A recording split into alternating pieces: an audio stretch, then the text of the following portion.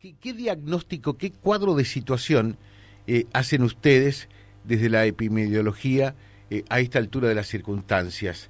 ¿Pasó lo que se preveía? ¿El virus mutó? ¿La cosa fue distinta a lo que se proyectaba?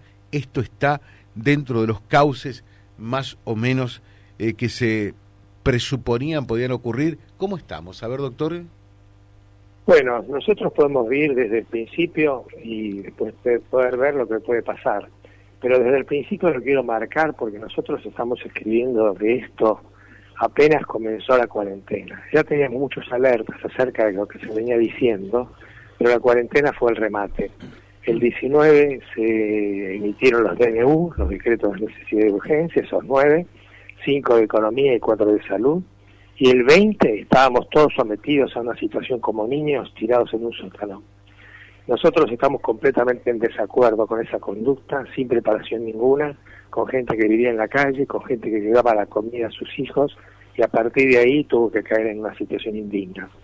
Nosotros creemos que hubo una insensibilidad social por un lado, hubo un desconocimiento completo de la ciencia, se desconoció la epidemiología, en una epidemia, es como una traumatología desconocer como en un trauma desconocer la traumatología, y se desconoció la inmunidad natural. Esto fue hecho por expertos que asesoraron al presidente, expertos donde la responsabilidad mayor es del ministro de Salud, Ginés González García, que había tenido una muy mala gestión durante los años iniciales del siglo, y ahora repite con una muy mala gestión de esta cuarentena. No hay ningún éxito en lo que ellos dicen que ha ocurrido, comparado según lo que se compare. Si uno lo compara con países que andan mal, lógicamente uno elige al peor y le va bien, y puede hacer una fiesta. Pero si lo compara con el resto de los países de América Latina, y lo compara con el mundo, nosotros no estamos bien ubicados. Nosotros estamos ubicados en el lugar 11 de América Latina sobre 33 países, o sea que hay 22 mejores que nosotros, han logrado mejores resultados. Y en el mundo estamos en el lugar 45 sobre 215 países, o sea que hay 170 países que lograron mejores resultados, con mucho menos cuarentena, con una cuarentena no militarizada, con una cuarentena no compulsiva, con una cuarentena sin causas penales, con una cuarentena sin muertos, como nosotros hemos tenido. Entonces esto se vende como un éxito, pero la verdad no lo es. Así que se careció de epidemiología. ¿Por qué? Porque la epidemiología jamás, como ciencia, toma decisiones generalizadas. Por ejemplo, si yo tengo 11 provincias de 24 que hay en la Argentina, y en esas 11 provincias no hay casos, yo no cuarenteno a los sanos. ¿Dónde se ha visto esto? Esto no se vio nunca, José, jamás en la historia de la humanidad. Eso ha sometido a 45 millones de personas de golpe, cuando en realidad hacía falta a lo mejor por recomendación y sin militarización.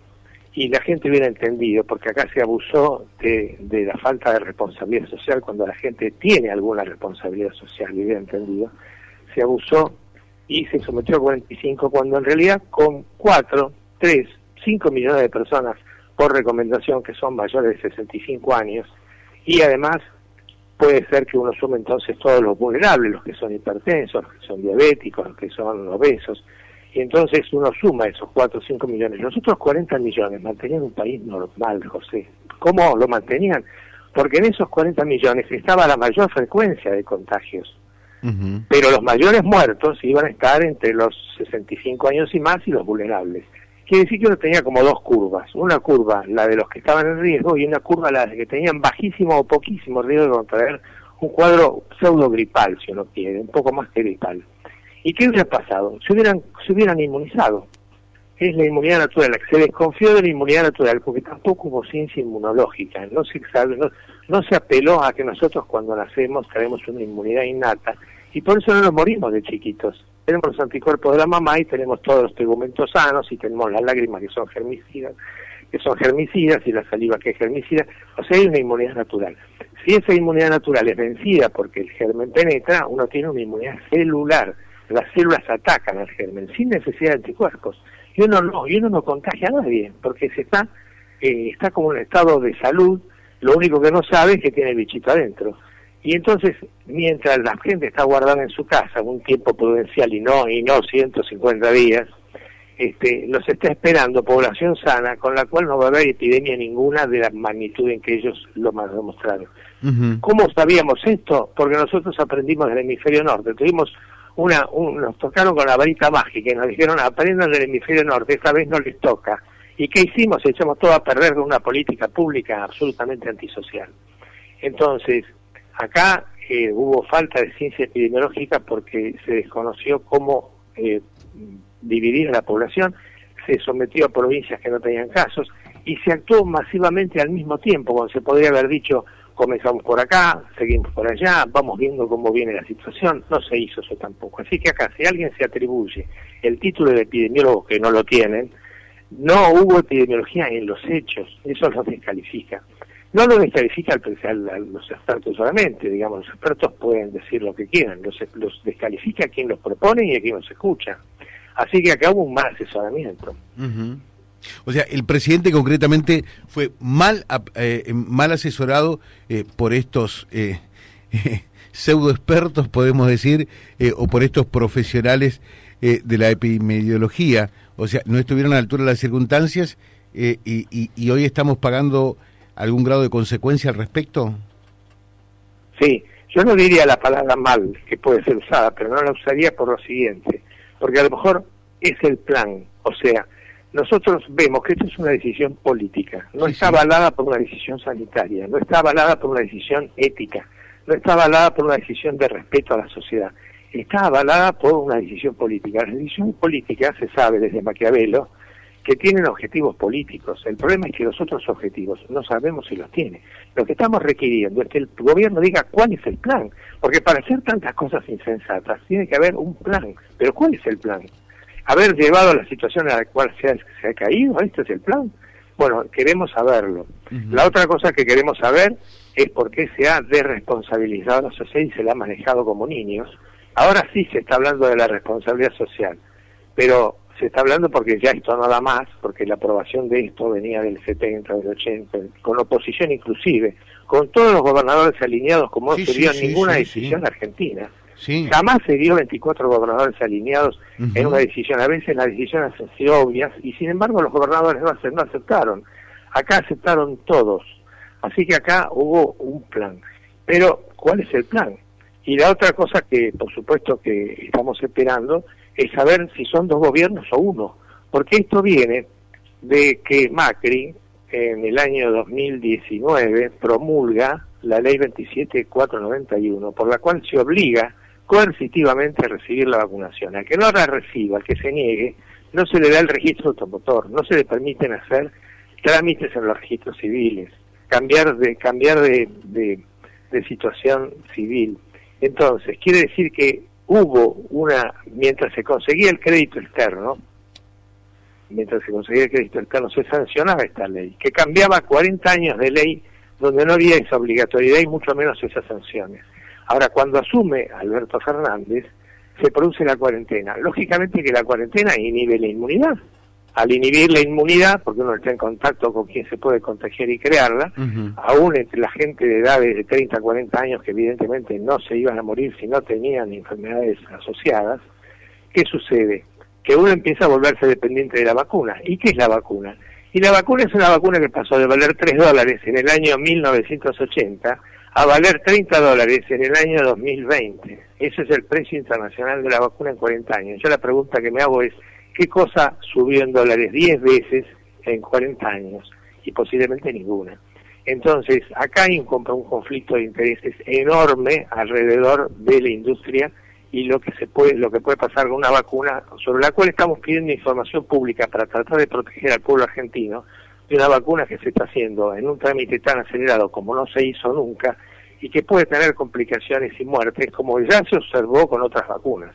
A pesar de la obligatoriedad, tendrán que contestar, a pesar de la obligatoriedad de aplicarse la vacuna, tendrán que contestar que esta vacuna es inocua, que ha sido medida por investigadores independientes, que ha sido medido los beneficios, que efectivamente vacuna, que efectivamente no trae riesgos, que efectivamente no trae riesgos a la descendencia, que no provoca infertilidad, que no provoca malformaciones, o sea, todo lo que hace falta para que estemos bien seguros de que esta es una vacuna como corresponde a un desarrollo científico de verdad. Y ustedes evitar que son... los accidentes que hubo con otras vacunas, ¿no? Y ustedes que son expertos en esto, porque realmente hay tantísimos laboratorios en diferentes lugares del mundo que están abocados a encontrar la vacuna que sirva contra este COVID-19. ¿Está la vacuna ya? Porque algunos dicen, ya está, ya apareció, otros dicen, no, todavía falta. Algunos dicen para septiembre, después dicen otros para diciembre, otros para marzo, otros para mitad del próximo año. ¿Para cuándo? Exacto. Acá lo que se hizo como una innovación es que antes la vacuna se hacía de forma de fases secuenciales, o sea, se empezaba por una fase preclínica, que era en un laboratorio, en ese laboratorio con animales, se probaba la vacuna y luego se pasaba a la fase 1, donde se aplicaba a humanos, y en estos humanos se medía la seguridad en la fase 1. En la fase 2 se medía la eficacia, o sea, crea anticuerpos, y en la fase 3 se medía la dosis, qué dosis tengo que dar del antígeno, o sea, del bichito, para que produzca anticuerpos en la cantidad necesaria que inmunice. Recién en la otra fase se universalizaba. Acá se superpusieron las fases. Se puede hacer con muchísima inteligencia, con muchísimo cuidado, pero lo que hay que saber bien es que yo paso a la fase 2 sabiendo perfectamente que agoté la fase 1. Eso no estamos seguros de que se haya cumplido en un nivel aceptable. La otra cosa que sabemos es que están en fase 3, o sea, todavía no sabemos qué va a pasar con la inmunización cuando se universalice. La más avanzada, porque acá hay 3 laboratorios que están en la vacuna en un nivel de avance más o menos alto y superior a otras 150 que están en elaboración. Entonces estamos pidiendo, por el régimen de información pública, amparados en esa ley, que el gobierno nos conteste. Tiene un lapso perentorio para contestar. Nosotros lo vamos a hacer examinar por sociedades científicas. Nosotros pertenecemos a un grupo que se llama Epidemiólogos Argentinos Metadisciplinarios. Estamos escribiendo de esto desde marzo, José, sin ninguna repercusión, porque hubo un alineamiento tan grande, salvo radios pequeñas, salvo en pequeños medios, hubo un alineamiento, y lo sigue habiendo, los grandes medios convocan poco y nada. Entonces, estamos esperando, y ahora hemos tenido alguna difusión, porque enviamos una carta al presidente con 16 preguntas que no contestaron los expertos, con preguntas obvias. ¿Por qué hubo cuarentenamiento de sanos? Es la primera pregunta. No contestaron ninguna de las preguntas. La mandamos el 14 de julio. Y ahora estamos preguntando por la información pública en función de la vacuna. Claro. Así que bueno, estamos ahora, para la gente, muy preocupados. Para nosotros que somos absolutamente legos en la materia, y ten en cuenta que no nos escucha absolutamente nadie por otra parte, estos expertos que asesoran al presidente, para ustedes que también son especialistas en el tema profesionales, no le merecen por lo visto mayor confianza, ¿no? No, ellos son muy expertos en la atención de casos. Ellos pueden ver un enfermo y decir, bueno, la norma de tratamiento, el antibiótico que corresponde, el cuidado aparte de los antibióticos que puede significar la alimentación, etcétera, etcétera, experto en caso. Pero eso no habilita entender poblaciones. Una cosa es la epidemiología que atiende poblaciones, otra cosa es la clínica que atiende casos. Y otra cosa es el laboratorio que atiende muestras, cada cosa en su lugar. Acá también hay un conflicto de intereses, porque los expertos tienen relaciones con los laboratorios industriales, y los laboratorios industriales están muy interesados en producir la vacuna. Quiere decir que la cuarentena, en la medida que obliga a la vacuna, produce un conflicto de intereses que los expertos no han podido deslindar. Y la otra que me parece importante, o sea, por todo lo que usted señalaba, nos encontramos con 150 días de cuarentena, de aislamiento, de distanciamiento, cuando lógicamente hay que entender esto no es lo normal, porque la persona es un ser social por naturaleza, ¿no? Obviamente que aquí alguna restricción tenemos que adoptar porque estamos ante la presencia de un virus que lógicamente es inusitado, estamos frente a una pandemia. Pero ¿cómo seguimos hacia adelante? Porque las autoridades se dan cuenta que ya la gente está cansada, por un lado, y desafiando al propio contagio sale, y por otro lado también porque la economía en algunos casos no puede volver hacia atrás y porque en otros casos tiene que arrancar inexorablemente. Con este cuadro de situación, en virtud de lo que vimos hacia atrás, ¿cómo seguimos hacia adelante? Bueno, que esta cuarentena que estamos ahora es absolutamente innecesaria. y mucho menos militarizada, obligada, etcétera, compulsiva. Es absolutamente, no es ahora innecesaria, es innecesaria desde hace mucho, pero muchísimos meses. Ahora, la reacción de la gente se ha ido produciendo porque es evidente que la manifestación de mayo fue superada por la de junio fue superada por la de julio por la de agosto, y aunque los componentes de la manifestación fueron varios, por lo menos dos, en este caso el Poder Judicial, los cambios y la epidemia, es evidente que la epidemia con su cuarentena estuvo presente también en agosto. Quiere decir que la sociedad que estuvo de rodillas está empezando a ver esto de la manera en que vos lo decís. Así que cuarentena acá en este momento está de más. Mientras tanto sigue la política del palo y la zanahoria. De vez en cuando aparece, la responsabilidad social. El 12 de julio recién Pedro Can habló tranquilizando de que, hay inmunidad natural. La primera vez que nombró inmunidad. Hasta ese momento lo que decía es, al que no le guste la cuarentena, que vaya a terapia intensiva o se muera. Frases como esas llenas de pánico. Y el presidente decía, a mí me eligieron, van a aceptar, por las buenas o por las malas. Es un lenguaje absolutamente empobrecedor de la política. Bélico. Claro, bélico.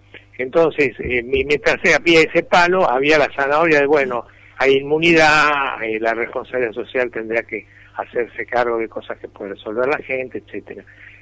Nosotros creemos que esto está superado, que la gente se tiene que tranquilizar. No va a existir, las predicciones no se cumplieron, José.